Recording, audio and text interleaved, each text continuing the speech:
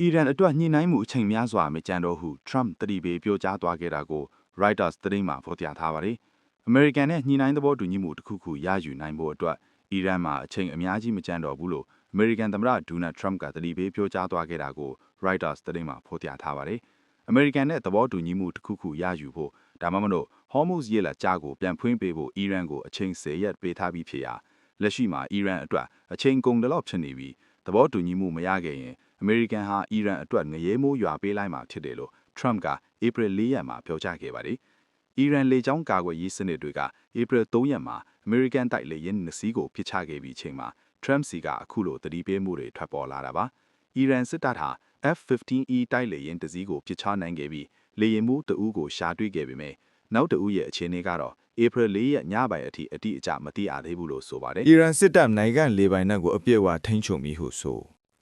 အမေရိကန်တိုက်လေယာဉ်တစ်စင်းပစ်ချခံရပြီးနောက်အီရန်စစ်တပ်ဟာနိုင်ငံကောင်းကင်ယံကိုအပြည့်အဝထိန်းချုပ်သွားမယ်လို့ကတိပြုခဲ့တာကို CNN သတင်းမှာဖော်ပြထားပါတယ်။သတင်းရင်းမြစ်တွေအရလေယာဉ်အမှုထမ်း2ဦးအနက်1ဦးကိုကယ်တင်နိုင်ခဲ့ပြီးအခြားဝန်ထမ်း2ဦးအခြေအနေကိုမသိရသေးပဲအမေရိကန်ဘက်ကကြီးမားတဲ့ရှားဖွေကယ်ဆယ်ရေးလုပ်ငန်းတွေကိုစတင်နေတယ်လို့လည်းဆိုပါတယ်။အမေရိကန်သမ္မတနဲ့ကာကွယ်ရေးဝန်ကြီးတို့ကတော့အီရန်တပ်ဖွဲ့တွေဟာကောင်းကင်ယံကိုအပြည့်အဝထိန်းချုပ်ထားတယ်လို့အခိုင်အမာပြောဆိုနေပေမဲ့ဒီဖြစ်စဉ်ဟာအမေရိကန်နဲ့အစ္စရေးလေယာဉ်တွေအနေနဲ့အီရန်အပေါ်မှာရင်ဆိုင်နေရတဲ့အန်ဒီရီကိုပြသနေတာလည်းဖြစ်တယ်လို့ဆိုပါတယ်